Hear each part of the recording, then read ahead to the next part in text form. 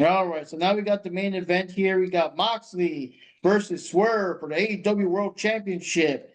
And I don't remember too much about it. I don't think there was any blood in this one, or if so, not like the super pouring down your face stuff like that shit. So that was something. Yeah, There's so no blood foot in that one. aids. So no foot aids. Yeah.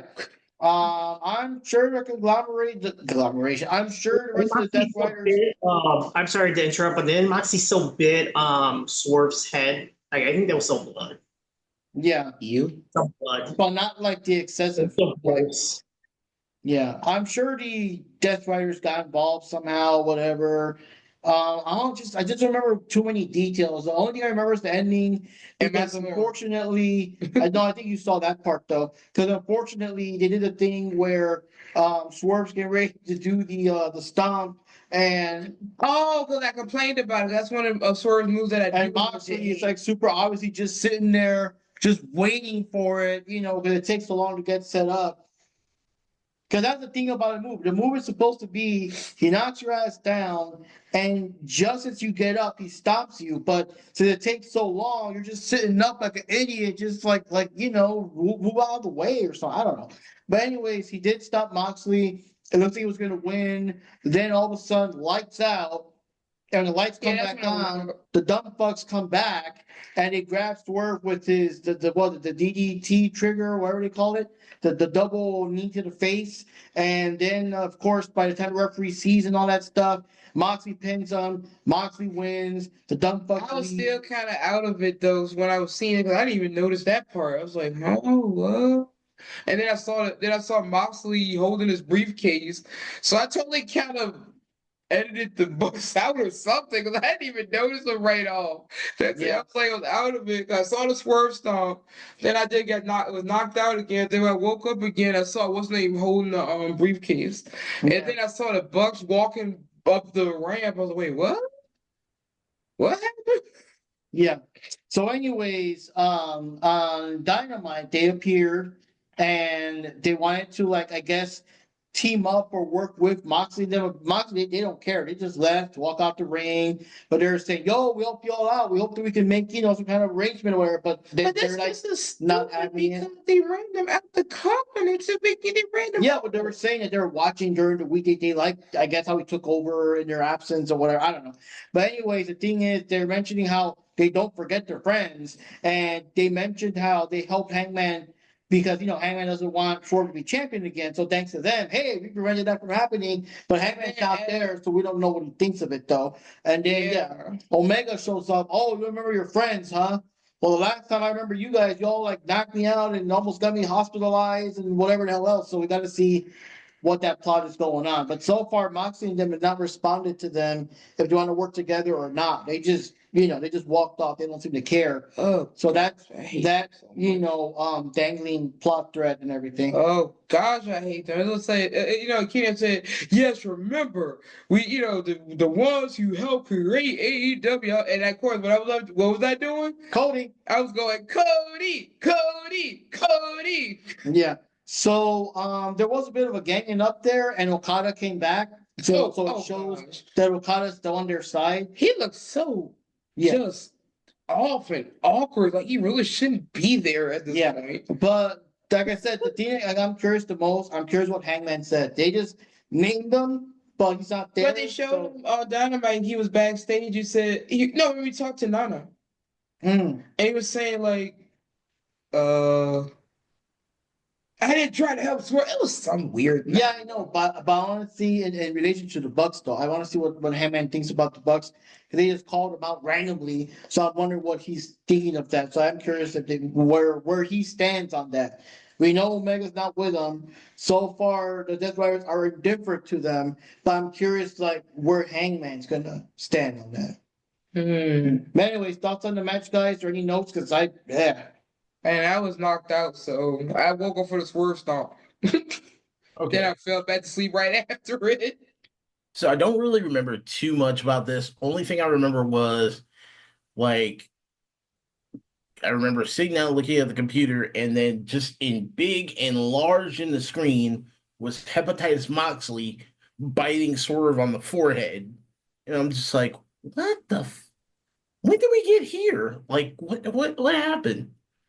I mean, but honestly, a lot less blood than any of Moxley's other matches, which is a good thing. You know, no spiked baseball bats to the ass or anything like that. So we're good there. Um, the whole thing with the dumb fucks, I'm starting to believe that it's going to be a team up to where, yeah, sure, you got the dumb fucks and Okada, but at some point, I think what's going to happen is Swerve and Page are actually going to like bury the hatchet and probably join Omega. So it's going to be a 3-on-3 faction with those guys. Now, that would actually be a good setup. But as far as this match goes, other than the fact that Moxley, tried to use Swerve's head like a hamburger, I don't remember too much of that match. Like, again, like I said, you remember how I was saying the Osprey and Knight match should have been later down the card? This is where it should have been. Like you said, they are dropping little hints. I forgot what episode of Dynamite it was, but there was a part where I think Swerve was going down or doing an interview where Hammond just showed up and got in his face, blah blah blah blah, whatever, and he was still saying like the whole like you broke into my house, man, you broke into my family, whatever, and Swerve was like, I know. He's like, what? I said I know and all that. So it's kind of like it made And me also fall. the other thing, and the other thing, but like the Swerve's like, you burned down my house, and then what's name? Then the bottom line is Swerve saying he deserves what happened to him. Yeah, and that just left Hangman kind of confused, kind of thinking for a moment. And then we got this moment here with Nana talking with Hangman. So it's like you're like, I think they're slowly going there so they could, bury the hatchet and work together. Yeah. And take out the Bucks maybe. Yeah, but I mean it's cool. It's like a slow build up. It's not like the typical Tony Khan booking where they're just buddies the next episode out of nowhere. And if they do like a triple setup there, like with those two with Kenny, then that means that Kenny can sit most of the match out and let the other two do all the wrestling. And same with the Bucks, they can let the Bucks do most of the work, even though I don't give a crap about them, and let Okada sit out because we all know Okada can't do nothing anymore. He just there for the check, and we all know it. Beach. Where's my money, Beach? Let me tell Tony when he walked in the office. And you know what? I just had like a really stupid thought in my head. What if they let Prince Nana be a wrestler and have him team with Garcia? And they could just call him the Dance Dance Revolutions? I don't know, just a thought there. Team DDR. He's starting a whole new faction. But yeah, let's face it, at some point, each of those characters have something to do with the Young Bucks, and they hate the Young Bucks, or they had something to do with Okada, and they definitely hate Okada, especially Kenny. Like, Kenny doesn't, like, hate Okada, but if you've seen anything about New Japan, you know these guys have a history. So if they are aligned together, then yeah, there's going to have to be some other type of faction that's going to be made to even up the score and make it 3-on-3. Now, Paige has been out of the Elite for a while now. And then Kenny's on the outs with the Elite too, so that's 2. And then you've got Swerve, who they just is like, okay, we need to bury the hatchet on this. Put them all together, have a 3-on-3, just have it out. I think it would work. But hey, who am I? I'm just a, small AEW fan that just likes wrestling. Who am I to judge? Yeah. You're probably right in this nonsense. Just Drexel. But everything is great. Yeah, what we gonna do with those stupid Death Riders? Can someone just kill them off already? Oh God. What they want death, so let it be death. Like die, let it leave. That kind of death, not like real death. Just go away. I'm sick of all of them. Okay, your thoughts, Johnny? So I don't really remember too much about the match other than the fact that Moxley, being Moxley, he bit Swerve Strickland's head. Yeah, it's gross because, biting the head and blood and whatever. Oh, but I think there were later parts of the match where Swerve Strickland also bit Jon Moxley. Kind of Moxley's been. like a revenge, like, hey, you did it to me, now you're gonna get it, you know. Yeah, But you might I want to don't get checked after that. remember. Huh? You might want to get checked after that. Yeah, that part. But another thing is that you know, I just don't really care too much about Jon Moxley. I'm tired of seeing Marina Shafir in the match because she's always cheating. Like, just get her out of there. Like, I'm tired of seeing her in the match all the time. With Jon Moxley, I'm just so tired of her. But I don't know. I just hated the match in the sense that you know, the whole Young Bucks bullshit happening. Like that really ruined the match, in my opinion. Like, it ruined it 1000%.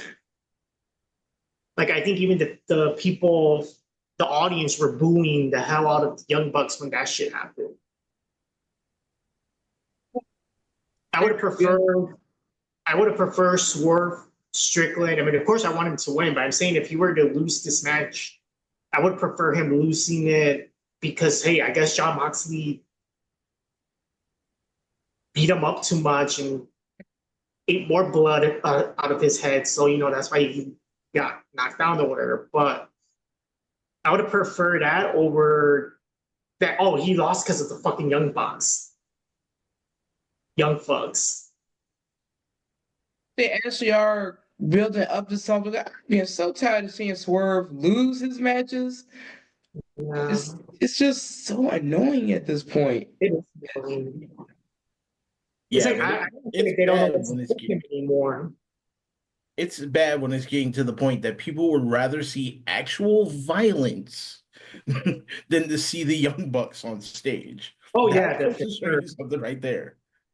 Like, I'm sorry, I would rather have, you know, we're basically saying, hey, I would rather see Swerve get like face planted into the steel steps than have the Young Bucks come out That's what it and seems. just mess with him. That And lets you know it's been running on for way too long. They need to go. you know what? The thing is that I'm not gonna say that these pay-per-views were 1000% perfect. Of course not, but there was way better without the Young Bucks lately. And then now they're back at like, oh fuck, gotta do this shit again. Gotta deal with their shenanigans. Now, for this one, I do want to say Arrow went for Swerve. The only one that went for Moxley was Jack Knives, but I'm sure it's pretty much because he was assuming he would win, not because he wanted him to win. Yeah. You're just saying, hey, fine, let's get the belt off him. All right, so now we have our scores here. If you have any other comments about the nonsense that is whatever. Anyway, so our winner for this is the one who's not here, Jack. He got 9 points. Next, tied with 7 each are Mark and Johnny. So you guys have to rock, paper, scissors it out, I guess. And after that, coming last is me and DJF tied with 5. That's surprising. DJF usually very good at predicting all the stuff. Yeah, but he was a contrarian for most of these matches, as was I. So, and unfortunately, like I said, William didn't get everything in, so we didn't count him this time. So he's the lucky one. I am He out doesn't by have any disqualification. So, as a whole for this pay-per-view, I felt it was a waste of card space for most of the stuff. But like I said, he probably could have done better with this card. You know, they didn't have so many, you know, injured wrestlers, missing wrestlers, the Young Bucks and Moxley. I don't know. They just felt like this. Most of these matches should have been either on Dynamite or Collision. Because of what they were, everything dealing with the Owen Hart turner, they should just did a special episode of Dynamite or a special episode of Collision for Owen Hart stuff. And then, you know, for an actual pay-per-view, have the finals at the pay-per-view, not the whole doggone tournament. Or Yeah, the but for tournament. example, Mercedes versus Athena, that's a pay-per-view worthy thing. Yeah, because it's something different. And also, too, the fact that they have these matches on there, but they still have other matches they have to do for the Owen Hart tournament. It's not even, concluded here. So it's pointless. Yeah. Oh, quick question though, William. The thought just came to me. We were watching, discussing the stuff. What happened to Jack Perry? Did he get injured or something? Or That's a good question. Like, I haven't heard anything about Jack Perry in a good while. Like, I Good very, like, I really haven't heard squat about him. Like, I'm guessing he's on the AEW milk carton roster, but I mean, I haven't heard anything about him from AEW or New Japan or anything of that nature. It's like he just kind of disappeared. I don't know whether he's injured or not. As far as the pay-per-view goes, I kind of agree with Wendy, but there's a way that this could have been resolved. Yes, the Owen Hart tournament, because they do so little stuff few far in between, and this could have been on Dynamite. Now, some of the matches that they even had on the card for the Owen Hart tournament, like Tony Storm and Maynard, the Kyle Fletcher match, the Osprey match, all those were good matches. Those were pay-per-view worthy. But some of the other ones, yeah, they could have put them on a regular show. Now, if they wanted to make Owen Hart's name bigger, if they wanted to make this a more important tournament, make it like an IWGP tournament. Make it like the Grand Prix. So, like, you have the entire tournament and you have like a realm of, let's say, 3 or 4 days. So they have to do the entire tournament back bracket within those 3 or 4 days. Sure, it would make it a slightly bigger pay-per-view, but it would make it more important, and it would make the Owen Hart Cup look like a legitimate hardcore, this is pay-per-view worthy style title. Instead of just, oh, we're just gonna throw a couple of spatter of matches on this pay-per-view, and if you miss them, oh well, we'll do a recap on Dynamite. I mean, not Some of the to matches, considering some of the the late. matches, sorry, I was gonna say that some of the matches that they have, the remaining Owen Hart matches, some of them, a couple, some few are on Dynamite, and the rest, some of them are on Collision for tonight. So it's just, Yeah, if you were to make it like, like the IWGP, like their big tournament, and just had like the whole just 2 or 3 days of just this big bracket tournament, it would make the Owen Hart name seem a lot bigger and make this title seem way more important. People don't care about the Owen Hart tournament because they don't make it important enough. I mean, fortunately, it was kind of sad if you think about it, and people barely even remember this belt, but it seems like the FTW belt is more important than the Owen Hart trophy. well, the TW belt. yeah, Taz, right? yeah, they stopped using it anymore. Right? I don't remember. Yeah, because Yeah. Hook won and they gave it to Taz to his dad or something. He retired it. Yeah, I think so. Yeah, I just remembered. I forgot it existed. Okay, go ahead. Yeah, but you remembered that, but who was the last person that won the Owen Hart tournament?